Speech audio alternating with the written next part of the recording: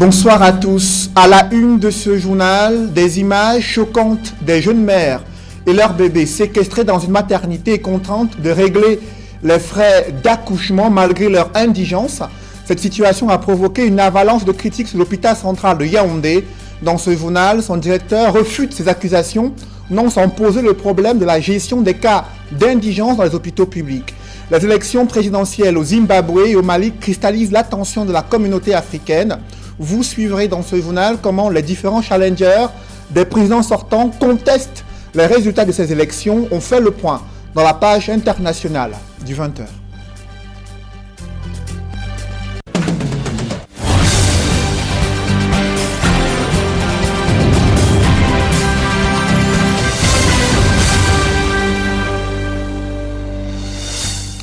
Merci de suivre cette édition complète de l'information sur Equinox Télévision. Après une avalanche de critiques sur la séquestration de jeunes femmes et leurs bébés dans une maternité, l'hôpital central refute ces accusations. Pourtant, des images choquantes montrent ces femmes et leurs enfants dans un espace exigu et elles sont présentées comme des femmes indigentes, contraintes de rester dans cette pièce sans avoir payé totalement les frais d'accouchement. L'hôpital central ne reconnaît pas les faits, mais pose le problème de la gestion des cas d'indigence dans les hôpitaux publics au Cameroun. Reportage Élisée Bokba et Aïk Cyril. L'image a fait le tour des réseaux sociaux. La presse également s'en est fait l'écho. Des mères d'enfants séquestrées à l'hôpital central de Yaoundé pour n'avoir pas payé les frais d'accouchement. Mais pour la direction de l'hôpital central, il s'agit d'un fake news, une simple manipulation pour ternir son image. Ces femmes sont assises, certaines sur le lit, certaines à même le sol, en train de donner le sein à leur enfant. Regardez bien, il n'y a pas un signe de souffrance sur leur face, premièrement. Maintenant, regardez les lits. Les lits sont bien faits. Qui a fait les lits? Troisièmement, regardez, la porte est ouverte. Nous n'avons pas de cachot à l'hôpital, nous avons des salles d'hospitalisation. Il y a eu une manipulation, faire asseoir ces femmes comme ça là, prendre une photo, parce que ça ne ressemble à rien en ce qui nous concerne. Ça ne nous ressemble pas. Mais l'hôpital central de Yaoundé ne nie pas l'existence d'un tel phénomène. Il existe effectivement des patients qui ne payent pas leurs factures. Mais leurs cas sont gérés par le service social et la commission des indigences qui n'a pas besoin de recourir à la séquestration. On a au moins 4000 accouchements par an. S'il fallait séquestrer, la maternité serait pleine de tels cas. C'est pour ça que nous avons le service social. Nous avons une commission d'indigence pour décrypter qui peut, qui ne paye pas. Celui qui peut, on négocie. Celui qui ne paye pas, la commission d'indigence me fait le rapport de l'indigence, on libère. Un seul cas, pour l'instant, retient l'attention à l'hôpital central de Yaoundé. Celui d'une maman dont on est sans nouvelles des membres de la famille. J'ai une femme qui est au pavillon Le Riche, une maman. Elle est guérie, on demande à ses enfants de venir la chercher. Puisque moi-même j'ai appelé. Gratuitement, parce que quand il reste plus longtemps, il nous coûte plus cher. Un malade qui reste plus longtemps à l'hôpital nous coûte plus cher. Parce que l'occupant dit que notre malade aurait dû occuper. En clair, l'hôpital central de Yaoundé reçoit en moyenne 4000 femmes enceintes chaque mois. Les factures impayées après accouchement, selon les responsables de l'hôpital, s'élèvent à environ 7 millions de francs CFA depuis le début de l'année. Dans le reste de l'actualité, le G20, ses leaders politiques pro-Biya, s'insurgent contre cette proposition de libération des prisonniers interpellés et condamnés dans le cadre de la crise anglophone. Ils ont réitéré à Douala leur soutien à la candidature de Paul Biya, candidat du RDPC à l'élection présidentielle. Face à la presse, ils ont décliné les axes de leur campagne qui est à venir dans les toutes prochaines semaines. Des précisions avec Sylvestre Hippolyte Zangaou.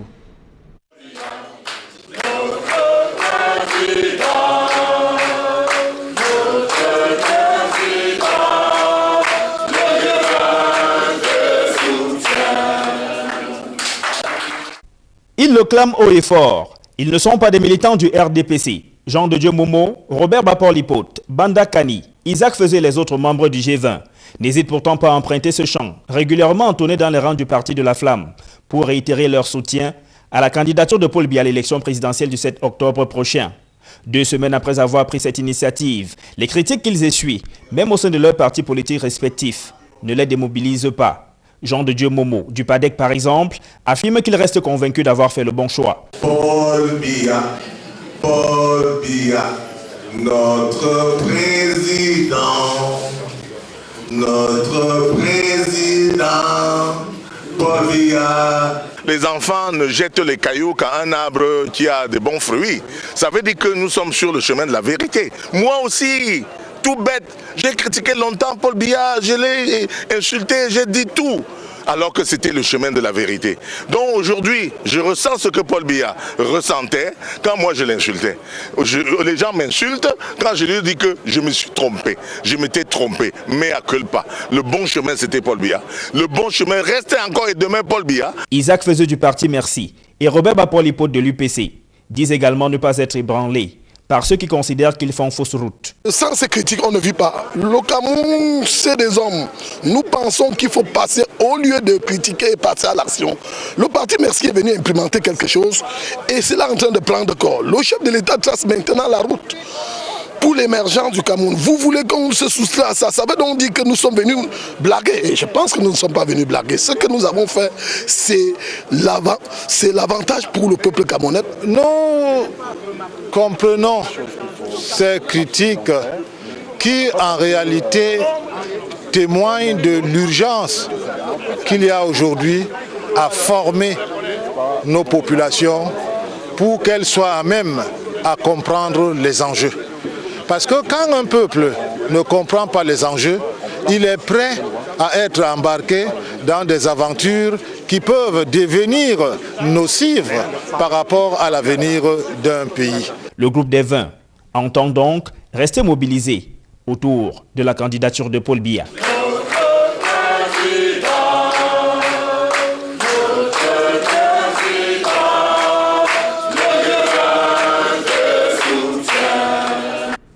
Précisons que le président du PADEC, maître Jean de Dieu Momo, relativise cette démission en cascade enregistrée dans son parti politique à la suite de sa décision de soutenir le candidat du RDPC à la prochaine élection présidentielle. Maître Jean de Dieu Momo qui pense qu'ils n'ont pas compris la vraie idéologie de son parti politique, à savoir soutenir selon lui le candidat Paul Biya. Il fait savoir qu'une assemblée générale extraordinaire s'est tenue pour l'intégration de nouveaux militants au sein du PADEC. Je vous propose de l'écouter.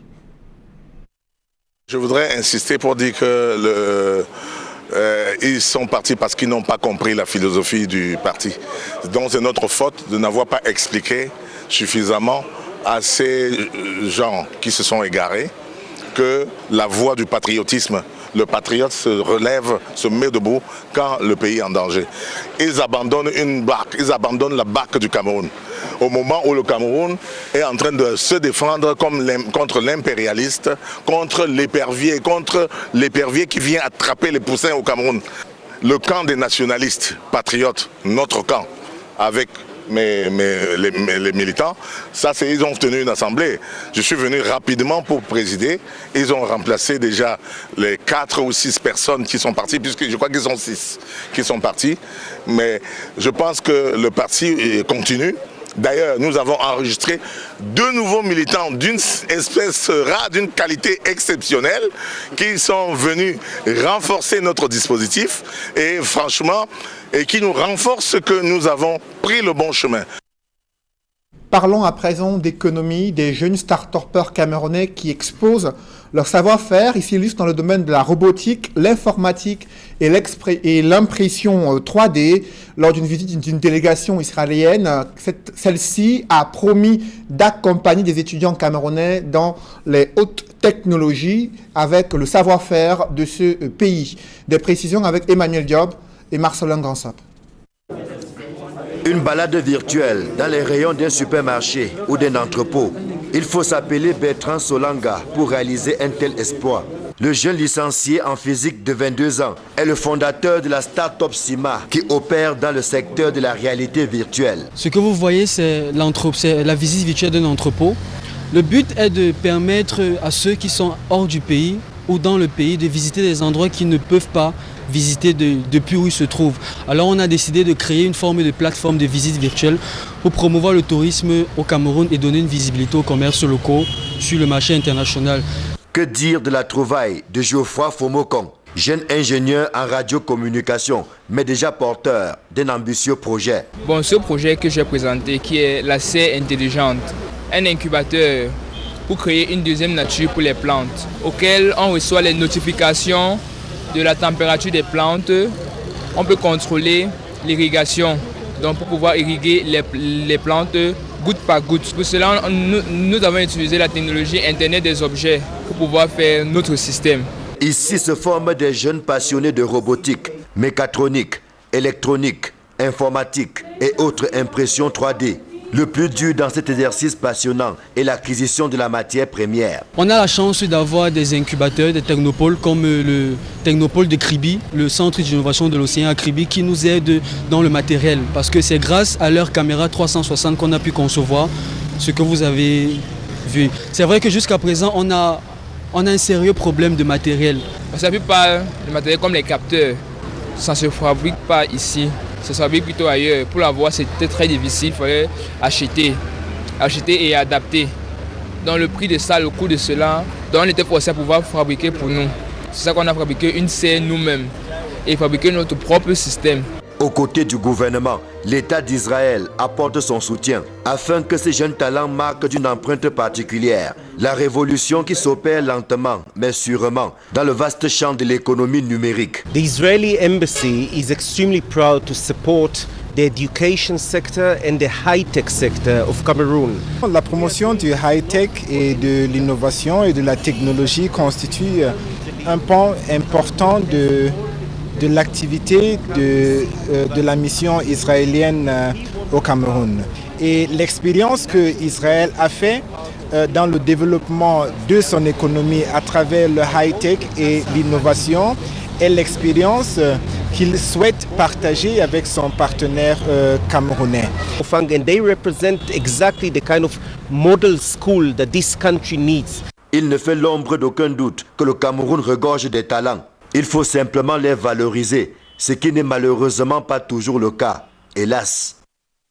Les travaux de construction d'un centre hospitalier régional avancent à pas de tortue à Bertois, dans la région de l'Est. C'est le constat qu'a fait le ministre de la Santé publique, André Mamafouda, met la pression sur les entreprises prestataires afin qu'elles livrent le chantier d'ici 2019. Des précisions avec Benjamin Issam. Malgré le retard accusé, l'ouvrage d'une capacité d'accueil de 112 lits d'hospitalisation pour 600 personnels sort progressivement du sol. Le centre hospitalier régional de Bertois, situé à l'entrée du quartier Birpondo, est un projet gouvernemental de grande importance pour la santé des populations. Le chef de l'État, son Excellence Paul Biya, a donc arrêté un plan d'urgence triennal. Ce plan d'urgence qui consiste à construire des hôpitaux de référence dans tous les chefs-lieux des régions. L'hôpital régional, le centre hospitalier régional de Bertois, prendre encore, parce que nous sommes déjà au second niveau. Et nous expectons qu'à la fin du mois d'octobre, nous serons déjà à la phase toiture, sachant qu'en début d'année, cet hôpital sera réceptionné en tant que gros œuvre et seconde œuvre. Bâti sur une superficie de 5 hectares, ce chantier devra être livré en début 2019. C'est un chantier qui a connu certaines difficultés. On avait donc pris du retard, mais je me réjouis du rythme que j'ai trouvé, parce que le chantier a beaucoup évolué. Vous voyez que c'est un grand hôpital.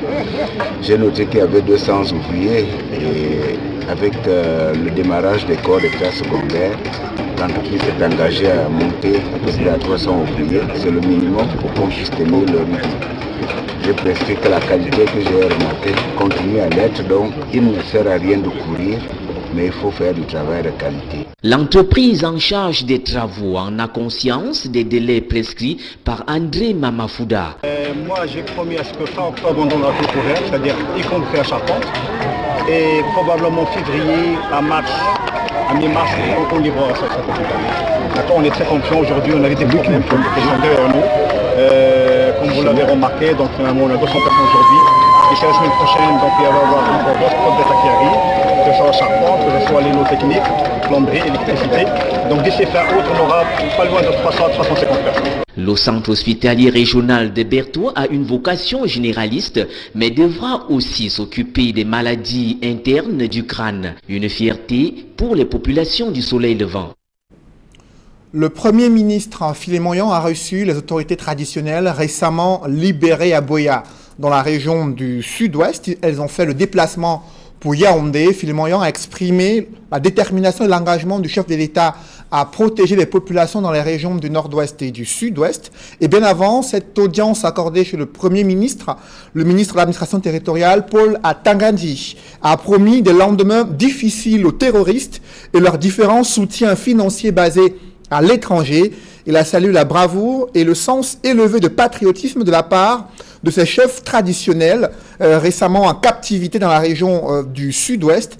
Le ministre de l'administration territoriale invite les groupes armés sécessionnistes à déposer les armes. Je vous propose d'écouter Paul Atangandi, ministre de l'administration territoriale. Je voudrais vous dire que le chef de l'État, son Excellence Paul Biya, garant de la Constitution, chef des armées, a donné des instructions fermes à qui de droit que l'ordre soit rétabli et l'autorité de l'État sera rétablie. Et que nos forces de défense et de sécurité, qui sont des forces professionnelles, ont également reçu pour consigne de protéger les populations, mais de traquer les terroristes et de les remettre à la justice. Les terroristes vont payer de leurs atrocités. Ils vont payer pour les crimes. Le Cameroun est un état de droit. Nul n'a le droit de commettre des atrocités. Vous ne pouvez pas au même moment vous demander le développement, vous demander, mais vous êtes là pour brûler les maisons, détruire les biens publics et privés. Non, vous ne vous êtes pas laissé embourber dans une voie sans issue.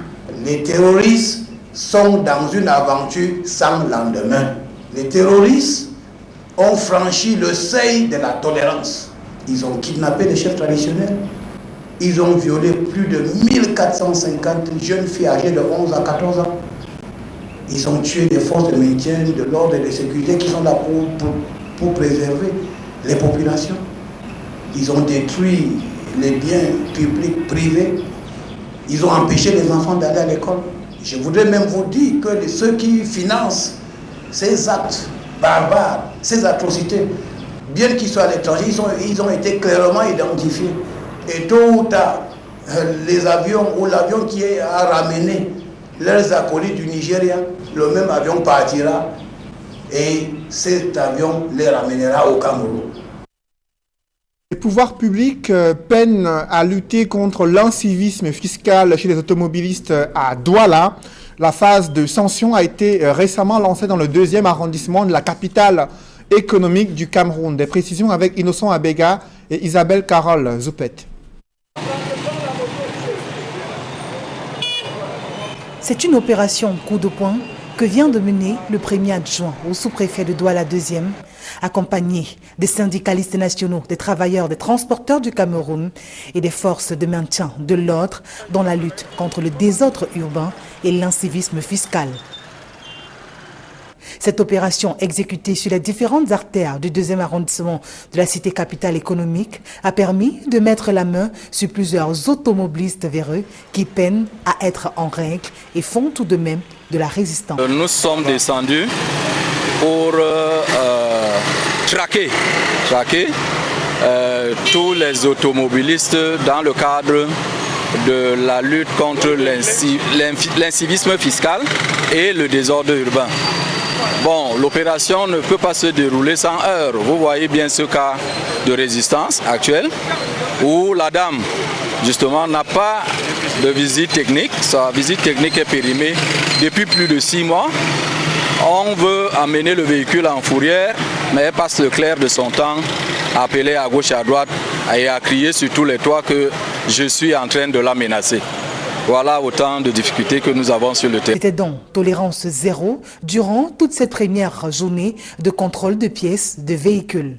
Ceci dit, un bon nombre de conducteurs, ne s'étant pas acquittés de leurs obligations fiscales, ont vu leurs véhicules être mis en fourrière. Il y a toutes les pièces là-dedans. S'il n'y a pas toutes les pièces, je me verrai dans la triste obligation de conduire le véhicule en fourrière jusqu'à ce que la situation soit régularisée. C'est ça. Pourtant, de bons résultats auraient pu être obtenus en matière de civisme dans cette localité si et seulement si la campagne de sensibilisation faite quelques semaines plus tôt n'était pas tombée dans des oreilles des sourds. Nous sommes descendus régulièrement sur le terrain. Malheureusement, vous savez que les gens ont une huile trop dure ici à Douala. C'est assez compliqué. Néanmoins, nous passons maintenant à la phase répressive. Ça passe ici ou ça casse. Les pouvoirs publics gagneraient à redoubler d'ardeur pour mettre fin à ce vieux fléau qui participe à assécher les caisses de l'État. Dans l'escale internationale, certains candidats de l'opposition contestent les résultats des présidentielles au Mali et au Zimbabwe. On voit tout cela dans la mouture internationale signée Donald Brice Kamgan. Juste 50% de voix pour Emmerson Mnangagwa. Le candidat de la ZANU-PF, boudé par l'ex-chef de l'État Robert Mugabe, qui a préféré à la surprise générale apporter son soutien au leader de l'opposition Nelson Chamisa, arrive en tête. Le chef de file de l'opposition s'en sort avec 44% de suffrages. Nelson Chamisa, du Mouvement démocratique pour le changement, dénonce des irrégularités dans le processus électoral. Il a saisi la justice pour l'annulation du vote. Le président élu officiellement, Emmerson Mnangagwa, a lancé un appel pour la paix, l'unité et pour un Zimbabwe pour tous. Le scrutin est historique. C'est le tout premier depuis la démission en fin 2017 de Robert Mugabe, près de 40 ans de règne. Pour Harare, c'est aussi l'occasion d'envoyer des signes d'ouverture démocratique à une communauté internationale très attentive. Le vote a été globalement serein en dépit des morts enregistrés lors des manifestations de l'opposition. Au Mali, il faudra encore attendre le 12 août prochain pour savoir qui de Ibrahim Boubacar Keïta ou de Soumaïla Cissé l'emportera. Le chef de l'État sortant n'a eu que 41% de voix contre 17 pour le chef de file de l'opposition. L'affiche du deuxième tour est un remake de la dernière présidentielle. Les deux candidats s'étaient déjà affrontés en 2013. Avant le 12 août, le Conseil constitutionnel devrait valider les résultats du premier tour. Le jeu des alliances se met d'ores et déjà en place dans les deux camps. C'est la toute première fois néanmoins qu'un candidat sortant est contraint au deuxième tour au Mali. Le vote a été calme au premier tour, en dépit de quelques attaques contre les centres et matériel de vote. Mesdames, Messieurs, c'est la fin de ce journal. Merci de l'avoir suivi. Juste après cette édition du 20h, Serge Alain Autou et ses invités font le débrief du journal sur Equinox Soir. Serge Alain. Oui, Cédric nous fait une dizaine de maires séquestrés à l'hôpital central de Yaoundé. Un fake news. Et l'hôpital central qui estime que certes, ces femmes sont internées dans ces maternités, mais n'ont jamais été séquestrées, selon la version du directeur de l'hôpital central, qui pose l'épineux problème de la gestion des cas d'indigence dans les hôpitaux publics. Y a-t-il toujours de l'argent? Y a-t-il ce côté humanitaire dans la prise en charge de ces femmes qui viennent de mettre au monde des bébés? Vous allez certainement décoder cette situation, Serge Alain.